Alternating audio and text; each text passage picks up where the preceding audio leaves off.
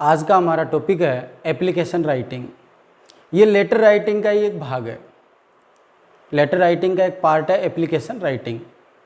कक्षा 10 में इसके अंक हैं 5 मार्क्स का ये टॉपिक आता है। पूरा जो लेटर राइटिंग है वो 5 अंक का है। अथवा में कोई से भी 2 पत्र दिए गए होते हैं, उनमें एक स्कूल की एप्लीकेशन भी हो सकती है। तो एप्लीकेशन राइटिंग को हिंदी में कहते हैं प्रार्थना पत्र लेखन। तो इसका प्रश्न किस प्रकार से आता है अब ये देखेंगे। यू आर मनोज रीडिंग या studying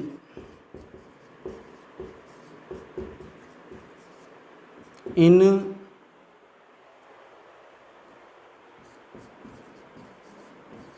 Tagore Public School Tonk. Write an application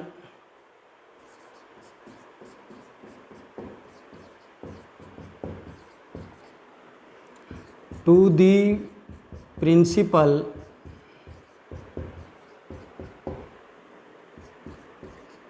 of your school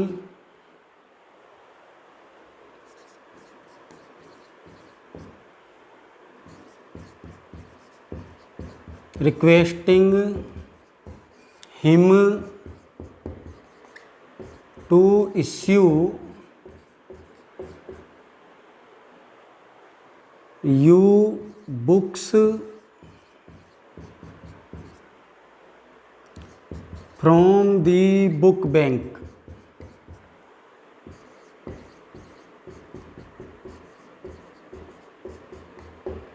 इस प्रकार से प्रश्न आता है। अब इस प्रश्न में क्या क्या डाटा दिया गया है। तो यू आर मनोज। अब मनोज सेंडर तो है ही, लेकिन सेंडर के साथ साथ स्टूडेंट भी है क्लास 10 का। अब क्लास 10 के अलावा अन्य जो क्लासेज हैं उनमें भी एप्लीकेशन राइटिंग का टॉपिक है, तो वो अपनी क्लास लिख सकते हैं। इसके बाद यहाँ पर या तो रीडिंग मिल जाएगा या स्टडिंग मिल जाएगा कि पढ़ रहे हो या अध्ययन कर रहे हो इन। इसके बाद स्कूल का नाम अगर प्रश्न में दिया गया है तो उसी में से यूज करना है। तो इसमें नाम आया है टैगोर पब्लिक स्कूल। इसके बाद स्थान टोंक। तो ये जो फर्स्ट लाइन है इसमें 3 डाटा दिए गए हैं। एक तो सेंडर का या स्टूडेंट का नाम, फिर कौन से स्कूल में पढ़ रहा है और स्थान टोंक दिया गया है। इसके बाद में राइट एन एप्लीकेशन। अब यहाँ पर राइट ए लेटर भी लिखा आ सकता है क्योंकि लेटर का एक पार्ट है एप्लीकेशन।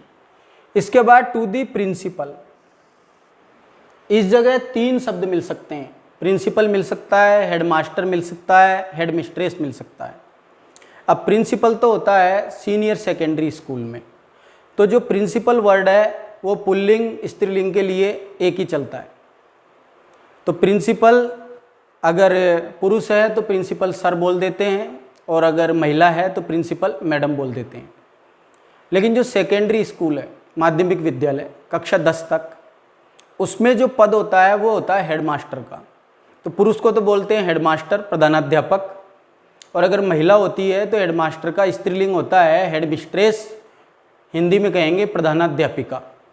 तो ये 3 शब्द मिलेंगे। अब हेडमास्टर से तो वैसे ही पता चल जाएगा कि सर लगाना है, हेडमिस्ट्रेस से वैसे ही पता चल जाएगा कि मैडम लगाना है।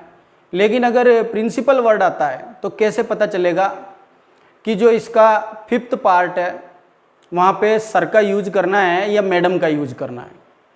तो ये इस प्रकार से पता लगेगा कि प्रिंसिपल, और अगर इधर हिम आया है तो ही की 3rd फॉर्म में हिम ही चलता है एकवचन पुरुष के लिए, तो अब सर का यूज करना है। और अगर यहाँ पर प्रिंसिपल और यहाँ पर हर आ जाए तो सी की 3rd फॉर्म होती है हर, तो वो एकवचन स्त्री के लिए चलता है। तो फिर जो 5th पार्ट है उसमें सर के स्थान पर मैडम का यूज करना है। और अगर यहाँ पर हेडमास्टर होगा तो फिर यहाँ पर हिम होगा ही, हेडमास्टर वर्ड से भी पहचान जाएंगे, और अगर एडमिस्ट्रेस होगा तो फिर यहाँ पे हर होगा, उससे भी पहचान जाएंगे। तो हेडमास्टर का स्त्रीलिंग तो एडमिस्ट्रेस होता है, लेकिन जो प्रिंसिपल वर्ड है वो पुल्लिंग में और स्त्रीलिंग में सेम चलता है।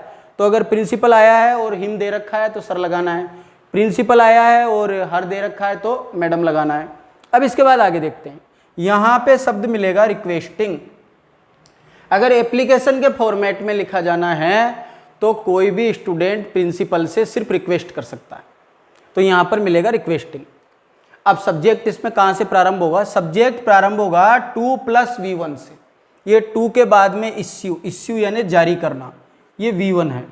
2 + V1 से इसमें सब्जेक्ट प्रारंभ होगा, और ये जो U आएगा इस जगह, इस U को मी के अंदर चेंज करना है। तो इसका सब्जेक्ट क्या बनेगा कि to issue me books from the book bank. Book bank होता है लाइब्रेरी, पुस्तकालय। अब बुक्स, ये एक पुअर स्टूडेंट है, इसके फादर के पास में इतने पैसे नहीं है कि इसको टेक्स्ट बुक्स खरीद कर दे सके, तो ये स्कूल की जो लाइब्रेरी है या जो उसका सिमिलर वर्ड है बुक बैंक, पुस्तकालय, वहाँ से टेक्स्ट बुक्स की डिमांड कर रहा है कि इसको जारी कर दी जाएं उस सेशन के लिए, और जब सेशन कंप्लीट होगा, ये एग्ज़ाम दे चुका होगा, तो ये उनको वापस बुक बैंक में जमा करवा देगा। तो to issue me books from the book bank, ये हो गया इसका सब्जेक्ट। तो अब मैं फिर से एक बार आपको बताता हूँ।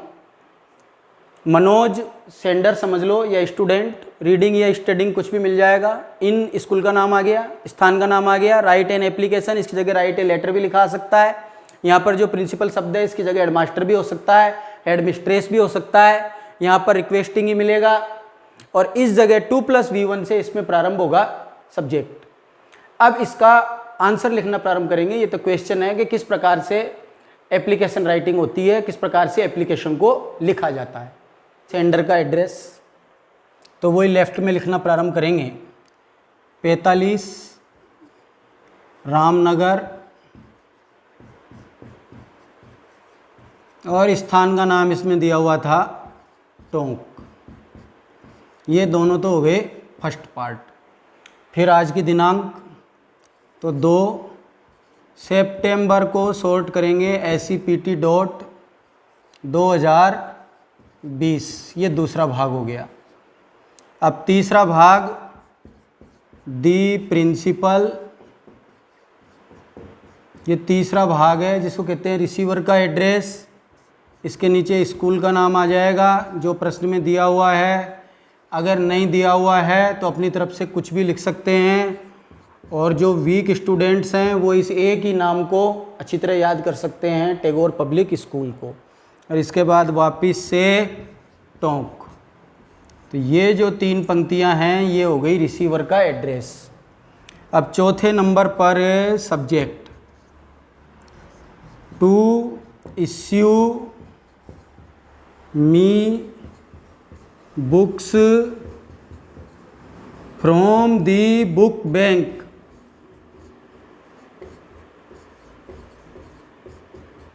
To issue me books from the book bank, ये इसका चौथा भाग हो गया।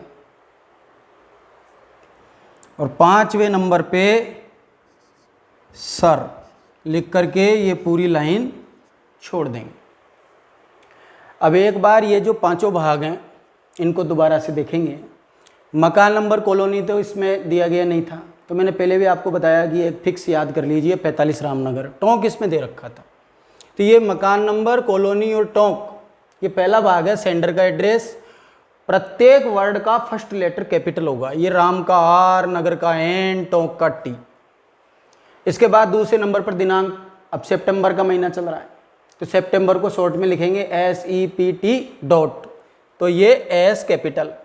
तीसरे नंबर पर 3 पंक्तियां भरनी है। अब इन 3 पंक्तियों में सबसे पहले दी के बाद में प्रिंसिपल आएगा, हेडमास्टर आएगा या एडमिनिस्ट्रेस आएगा, वो तो क्वेश्चन के आधार पर डिसाइड होगा। उसके नीचे स्कूल का नाम और उसके नीचे स्थान का नाम।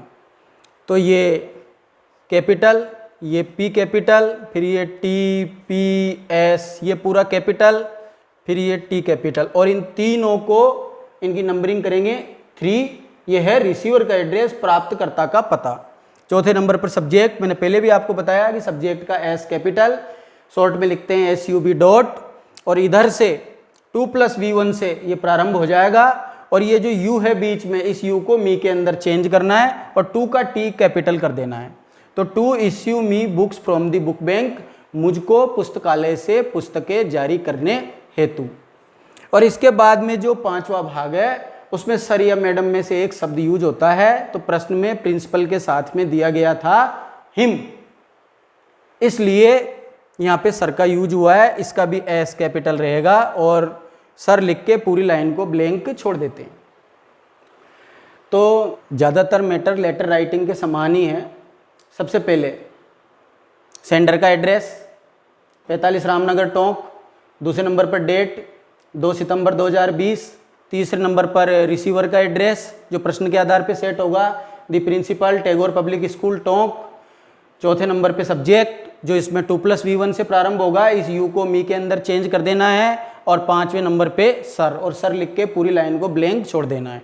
अब इसके बाद देखेंगे इसका अगला पार्ट जिसका नाम है कम्युनिकेशन लेटर बॉडी। प्रारंभ करते हैं communication. Most humbly and respectfully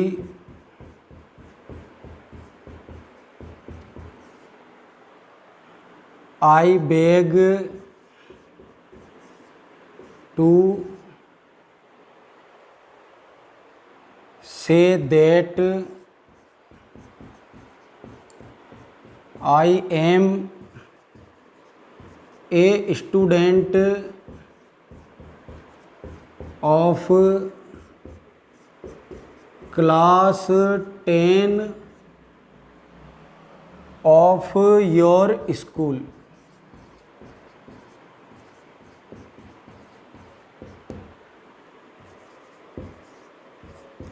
My father is a poor farmer.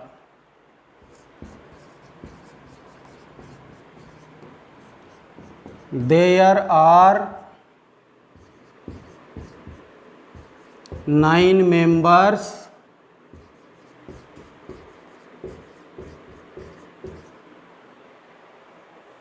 in my family. We live in a rented house.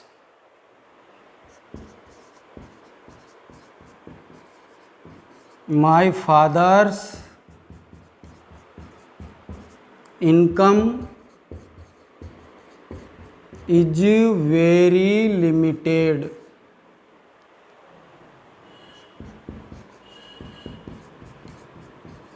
So he cannot buy books for me.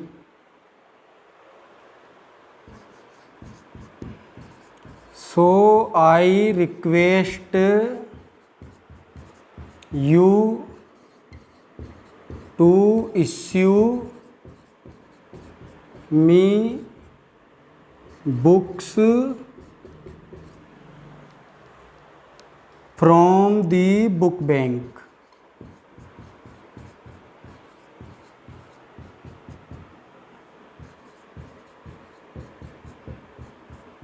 I shall be very grateful to you.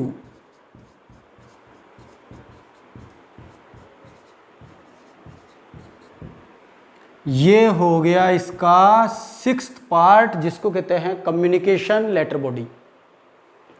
इसी में students को problem feel होती है। अब इसको बहुत carefully समझने की कोशिश करेंगे कि जो प्रारंभ करेंगे ना जब एप्लीकेशन को, तो जो ऊपर की फिक्स लाइन है वो मोस्ट से स्कूल तक फिक्स है।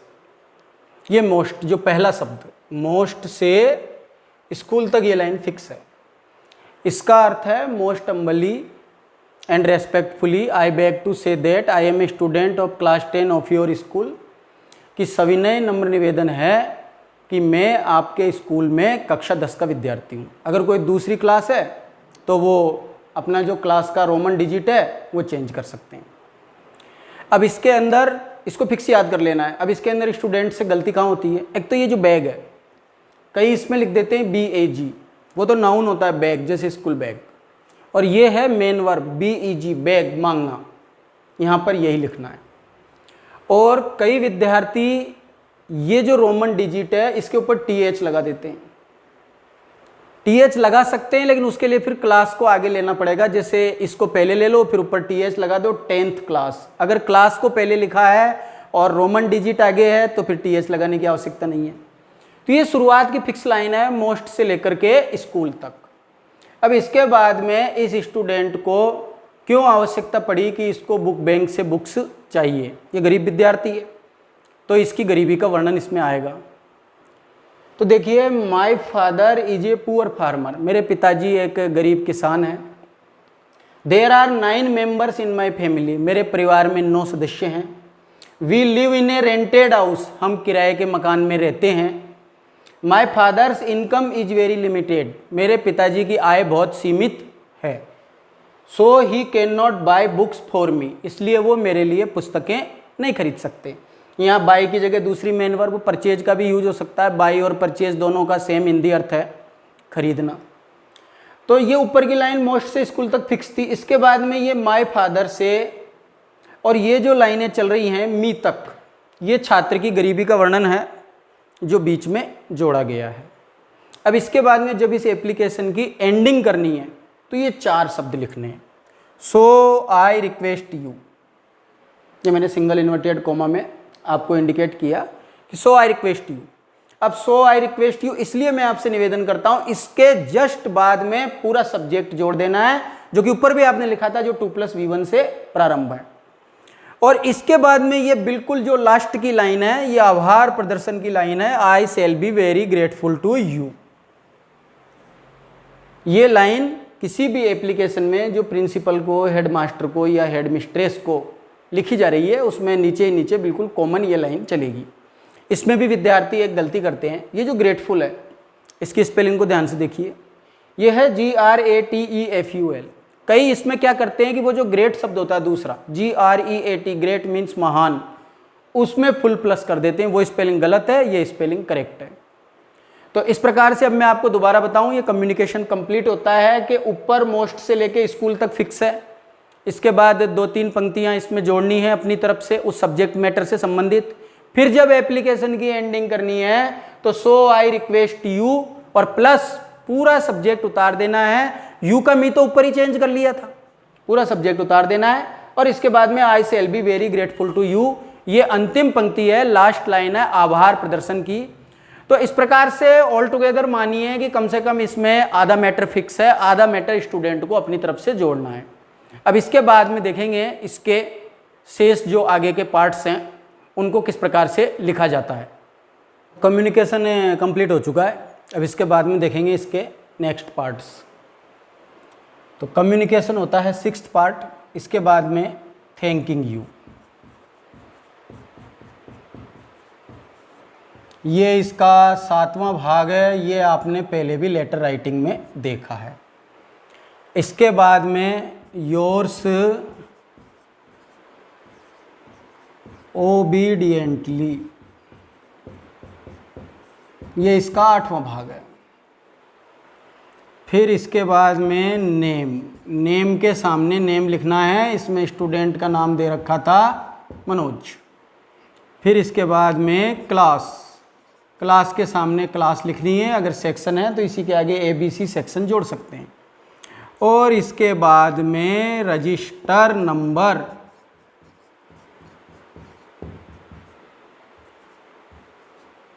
अब इसमें क्या क्या कैपिटल आएगा। थैंकिंग यू आप पहले से जानते हो, मैं इससे पहले कई लेटर्स आपको बता चुका हूँ। इसका जो 7वां भाग है, 8वें भाग में चेंज होगा योर्स ओबीडियंटली। तो योर्स का Y तो कैपिटल आएगा, ओबीडियंटली का O स्मॉल ही रहेगा। इसके बाद में नेम के सामने नेम लिखना है, तो नेम का N कैपिटल और जो भी नेम है उसका फर्स्ट लेटर कैपिटल आता ही है। इसके बाद में क्लास के सामने क्लास लिखना है रोमन डिजिट में। और इसके बाद में जो रजिस्टर नंबर होता है प्रत्येक विद्यार्थी का, प्रत्येक क्लास में जो रजिस्टर होता है उसमें जो उसका नाम अंकित होता है, तो उसका रजिस्टर नंबर कितना है, जिस नंबर पर डेली उसकी अटेंडेंस होती है, वो नंबर भी इसमें लिखेंगे। तो ये रजिस्टर का R और नंबर का ये N, ये भी कैपिटल आएगा। और इसके बाद में इसमें तो कुछ दिया हुआ नहीं था, तो कोई भी इमेजिनरी नंबर ले लिया, जैसे 32, 32। तो ये 7वां भाग है, ये 8वां है। ये नेम के सामने जो स्टूडेंट का नाम लिखा है ये 9वां भाग है। फिर क्लास के सामने जो क्लास लिखी है ये 10वां भाग है। और ये जो रजिस्टर नंबर है ये 11वां भाग है। इस प्रकार से एप्लीकेशन राइटिंग कंप्लीट होता है।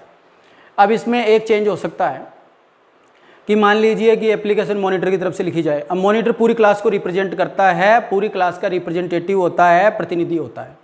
तो कम्युनिकेशन में जो फर्स्ट लाइन थी कि most humbly and respectfully I beg to say that I am a student, अब ए स्टूडेंट नहीं लिखेंगे, आई एम दी मॉनिटर। अब दी आर्टिकल इसलिए आएगा क्योंकि मॉनिटर तो पदनाम है।